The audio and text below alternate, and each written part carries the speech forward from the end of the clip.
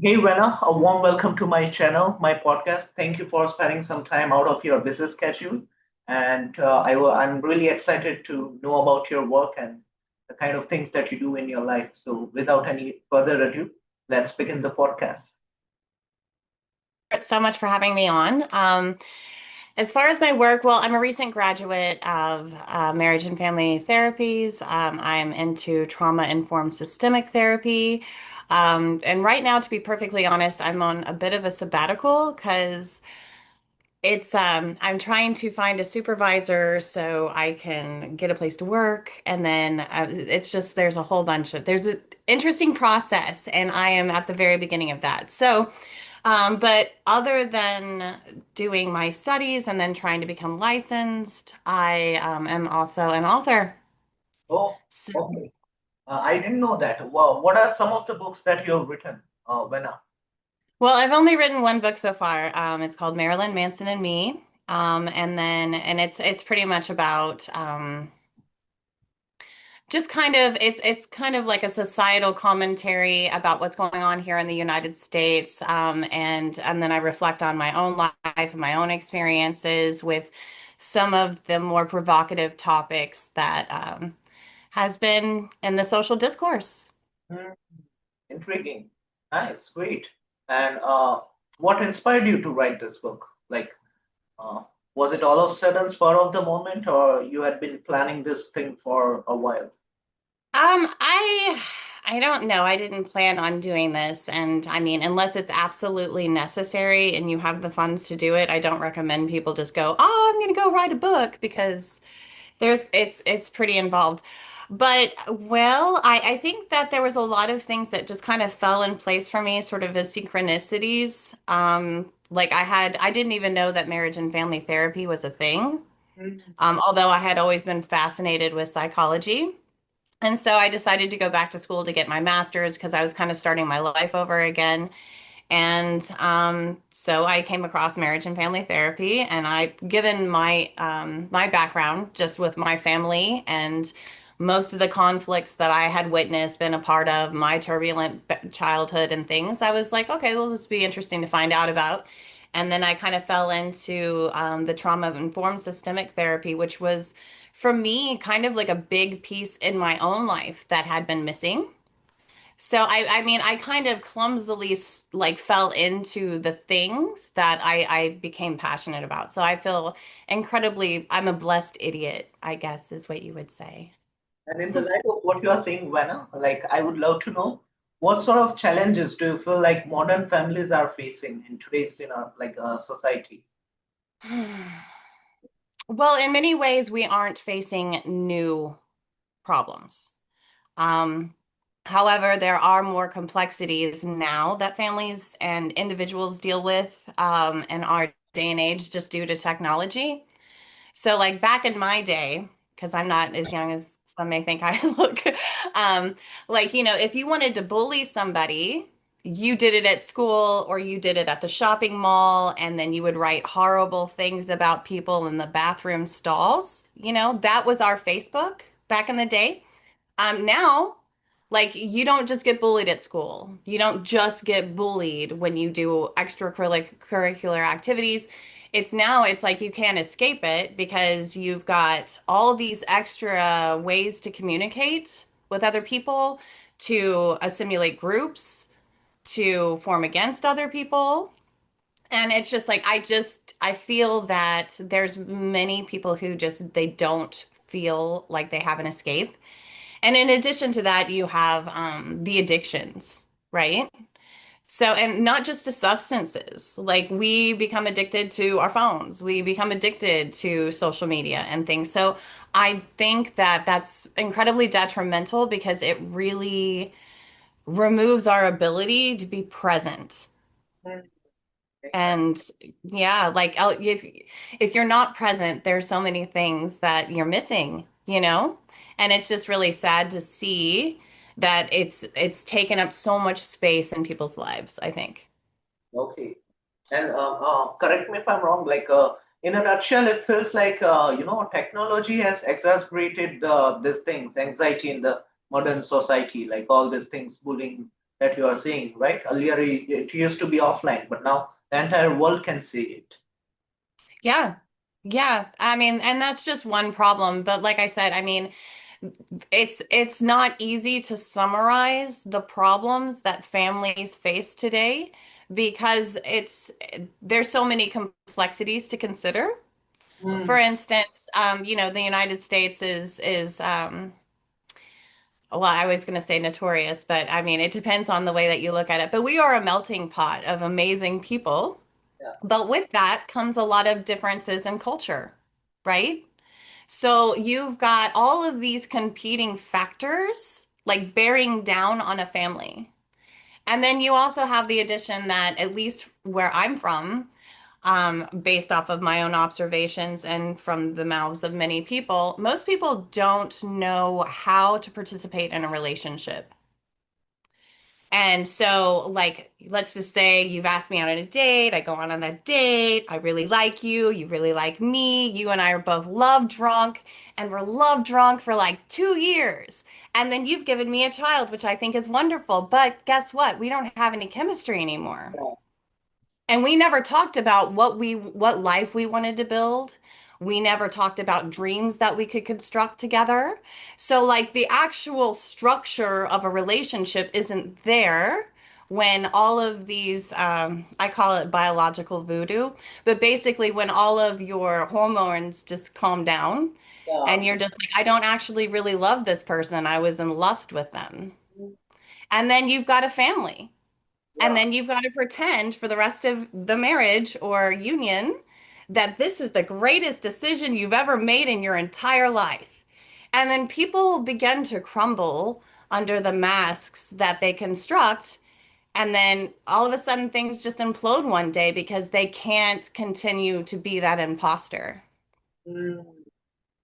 So So I really like I would encourage most people like when you're beginning the early stages of a relationship and you're beginning to think that you're really into somebody and you're on the same page, go to couples counseling, not because you have problems.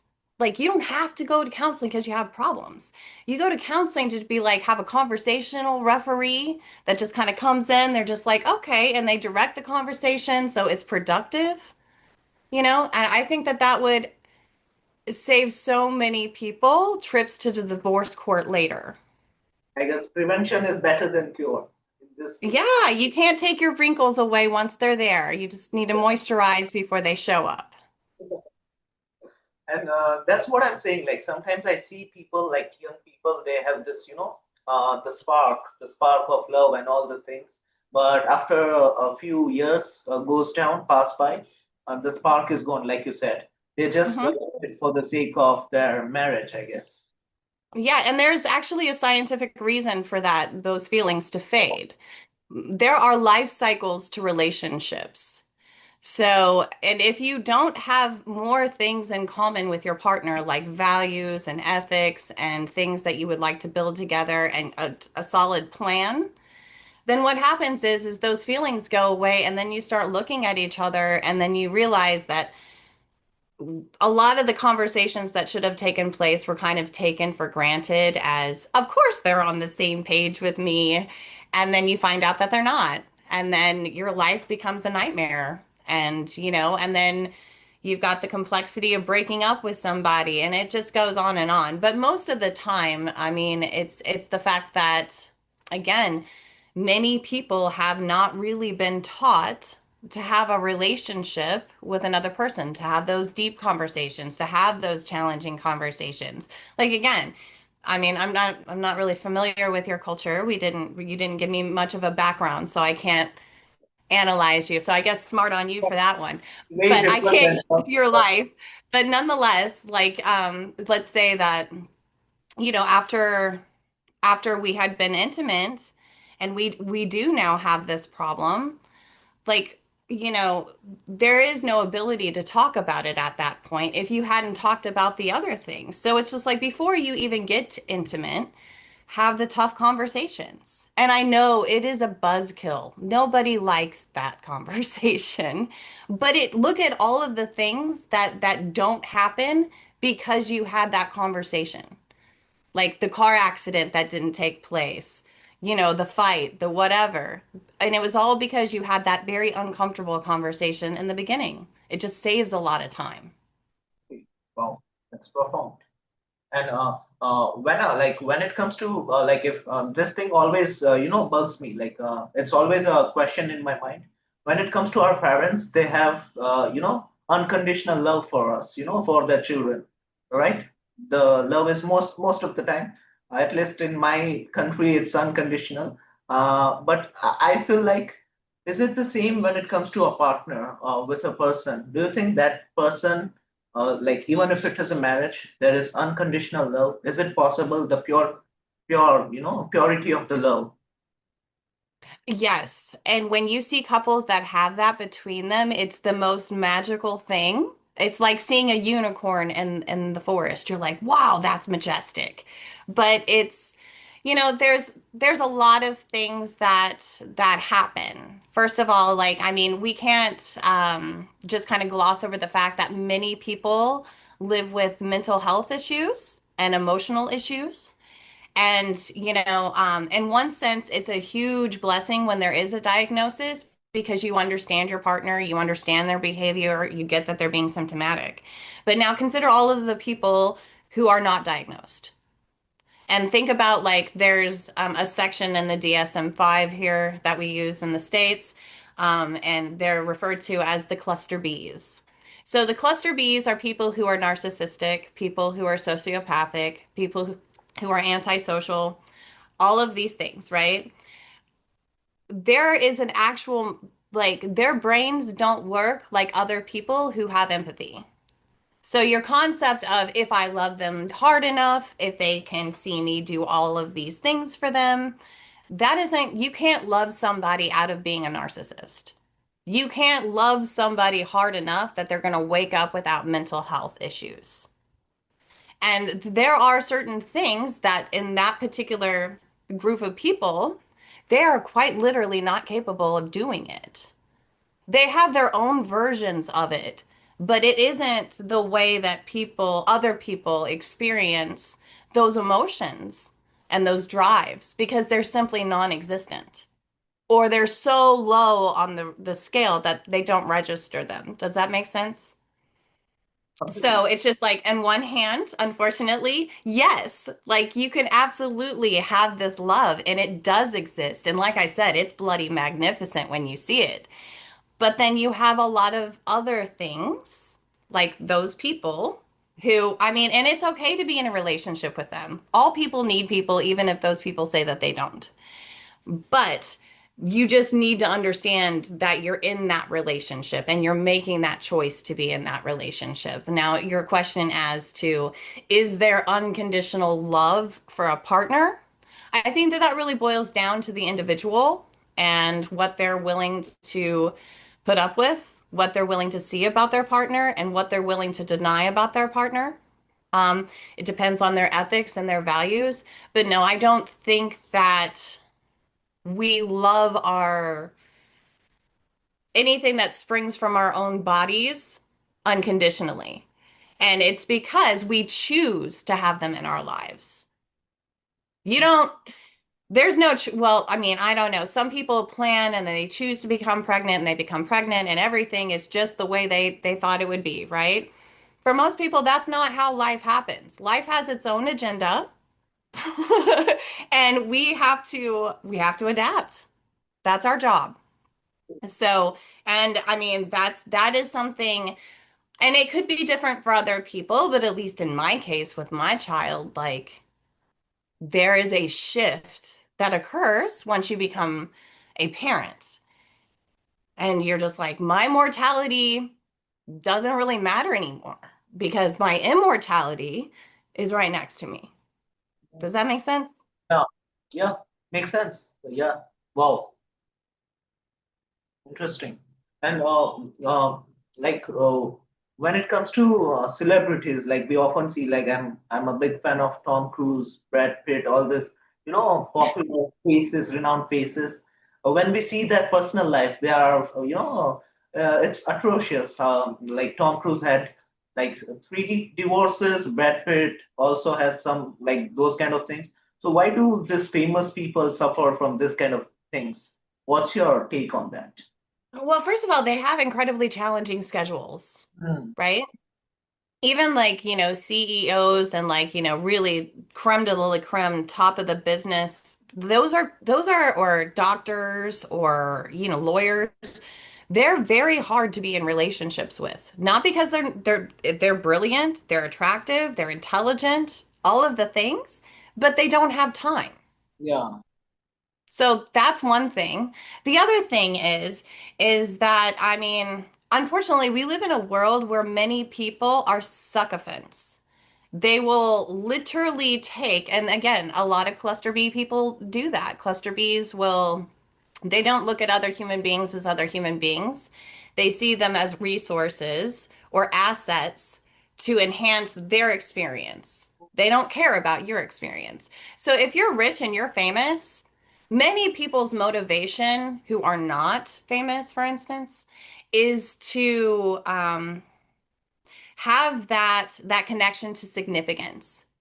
So you'll notice if, and I'm sure like it does, it's a human behavior across the all cultures.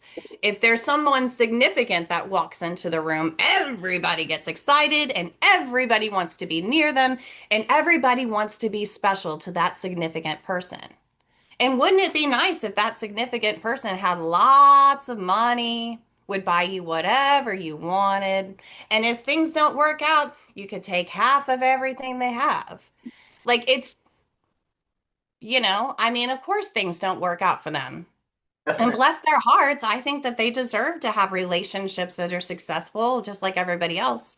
But again, they've got a lot of pressures. And the other thing is there isn't a single aspect of their day that isn't scrutinized by literally everyone. Like, Wow, I don't know if you've ever been to the supermarket and you've had the unfortunate experience of like, your butt itching or something. Like, and you've had to scratch it, but you've been real cool to try and make sure nobody sees what you're doing. Imagine having 50 photographers catching that moment. wow, yeah, that's true. It's Uh, daunting. yeah, yeah, definitely. I never thought from this perspective. Yeah, wow, that's profound. Yeah, it's really hard. And then imagine trying to have a child. Hmm. And again, you're being mobbed by everybody who wants your picture and your autograph and you to touch you and a piece of your hair or whatever it is. I mean, and then people are like, "Why are celebrities getting so angsty and mad?" I'm like, have you ever been in the middle of a stampede with a child? It's terrifying. Yeah, definitely. Period. Like people have no decorum when they look at celebrities and they scrutinize them, I think, because in many aspects, what we see as the audience, I guess, is it is truly a human being, but it's a human being that's giving you a character that they've manufactured and like we're expecting to them to be on at all times. Like we see them as objects. And that because they're rich and because we saw their stuff and we gave them money for that magazine or whatever it was, they owe us. No, they don't. Just like nobody owes me anything on the street. Just like if I saw a doctor that I knew was a doctor and he was eating dinner with his family, I wouldn't be like, "Would you look down my throat, doctor?" No. Yeah, There's definitely. just, it's like what people want for their own respect, they don't necessarily reflect to others. Wow. And what inspired you to be a specialist in this field when Well, to be perfectly clear, I'm not practicing right now. So still working on that part. But it's that well, before I got my master's in marriage and family therapy, my degree was in mass communications broadcasting.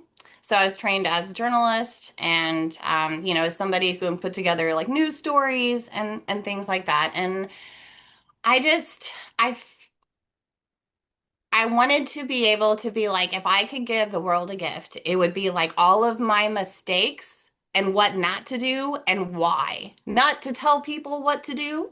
People can make their own decisions. But I'm just saying, hey, I'm a really good example. Listen to me because it might hurt. And I thought, really, like, I mean, I'm not going to be able to do therapy with everybody. Realistically, I'm not going to be. Okay. Also, not everybody's going to like me. I'm not everybody's cup of tea, and that's completely fine. But for the people who wouldn't be trauma informed otherwise, because of the way they may not appreciate an expert's accent or the way they talk about something, whatever it is. I kind of talk to people like I try to be more like relatable Mm, just because I am human. I don't put on a lot of masks. And again, I'm just trying to give people who wouldn't normally find this information an avenue, which they can take or leave. But my whole goal is to just be able to be like, hey, this is a piece of information, and if it's applicable, please use it. But if it's not, that's okay. However, if you see it, recognize it for what it is and don't demonize it for something else, if that makes sense. mm. Wow, intriguing. And what sort of things have you changed after pursuing this course? Yeah, when it comes to your family, Vana, like after getting to know this much about things. I take more breaks in my life. Okay. I will stay away from the computer. Like Mm, I'm actually kind of stuff I'm recovering from burnout from, yeah. doing my education and writing a book and then all the things at the same time. I just kind of just my brain was like, I need to take a break. But also in taking a break, I'm more present.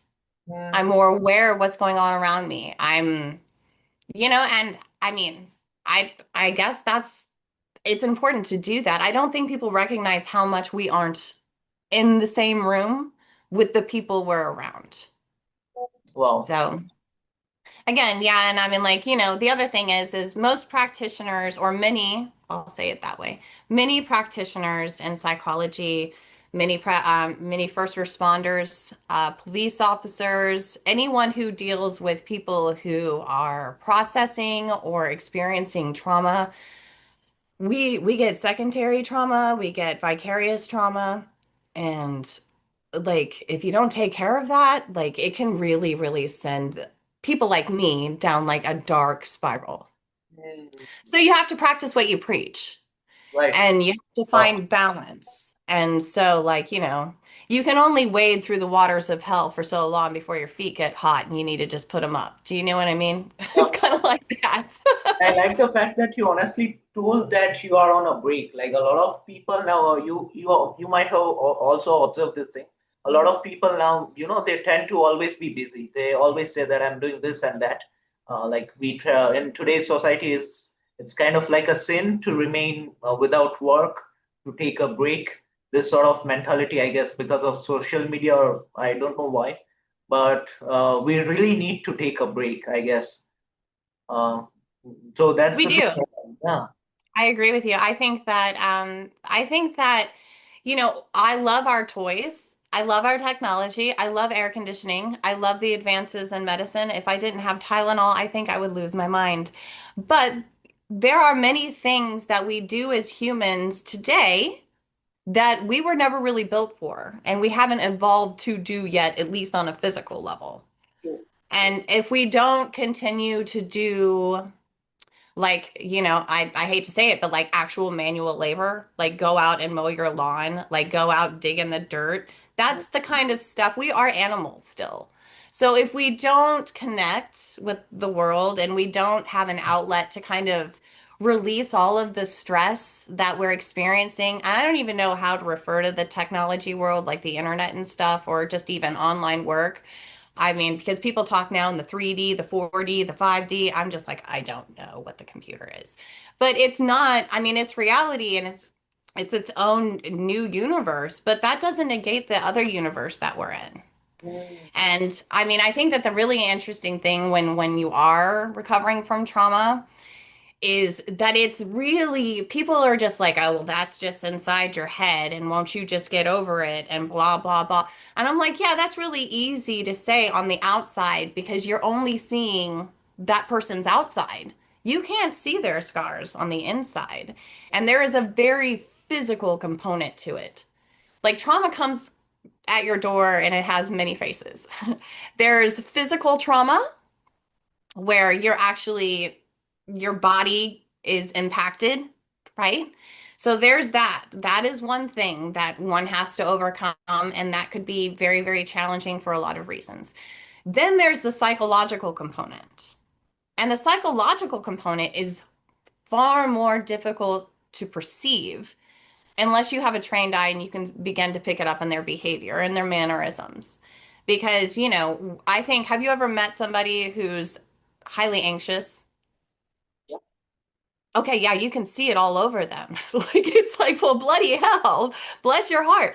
Trauma is kind of the same way. So if you see somebody who is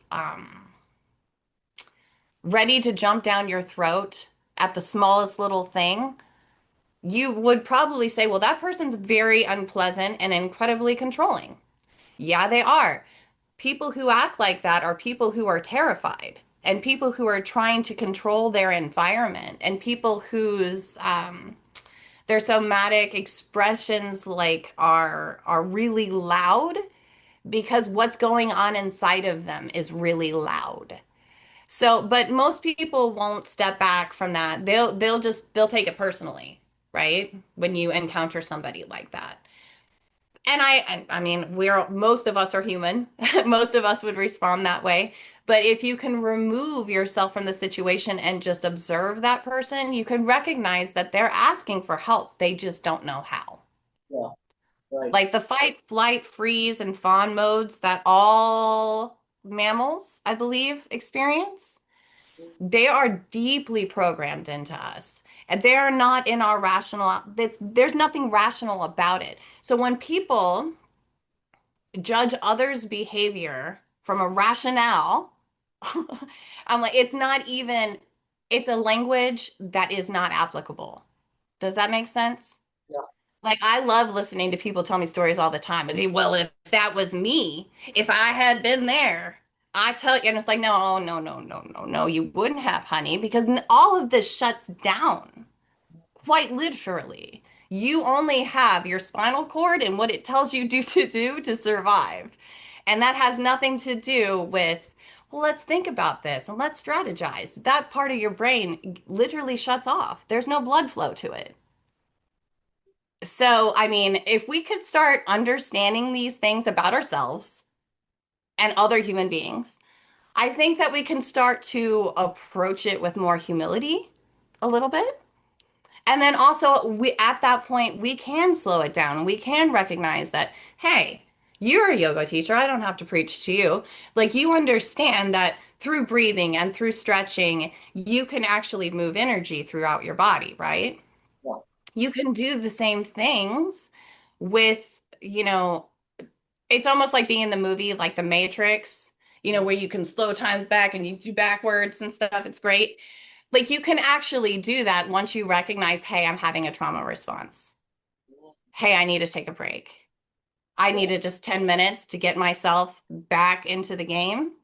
And it's okay to say, hey, I'm overstimulated right now and I'm not taking this in the way that I should. But yeah. you have to recognize that though. Accept And the that's feelings. Like, a big you step. have to accept the feelings, right, Vana? Like if even though it's not the feelings that you want to, but acceptance, I guess, is the key to that thing. Uh, like if I'm feeling down in the dumps, I should know that it's all right. It's a human emotion, Mhm. right? Yeah, and it's natural for anyone to, it's a survival reaction to want to avoid unpleasant things. Like nobody wants to feel those bad feelings. Nobody wants to have a broken heart. But I just want everybody to understand because, it's funny. I saw on YouTube, I think the other day, there was a very angry young man and they were talking about theology. And his big question was a question I believe I asked when I was a child. which was, if there was a God, why would there be suffering? That question. And it's because suffering has purpose in our lives. It teaches us things. It's not the most attractive teacher. It's not everybody's favorite, but you'll learn. Yeah. And that's what it's about. It's about post-traumatic growth. See, some people hang on to their trauma and they identify with it, or it becomes an excuse for them. Diagnoses aren't excuses and they're not justifications. They are something to help you as the individual who receives it to be like, this explains this. This is some of the things that you're dealing with. But that's not anybody else's fault. The world doesn't stop rotating because you found out this one thing about yourself. It's a tool you can put in your toolbox for you to learn how to understand yourself and learn how to be better, how to overcome it. It's not, oh, well, I have this, so there's my life. That's all I am now. And it's just like, no, it's really not how it works.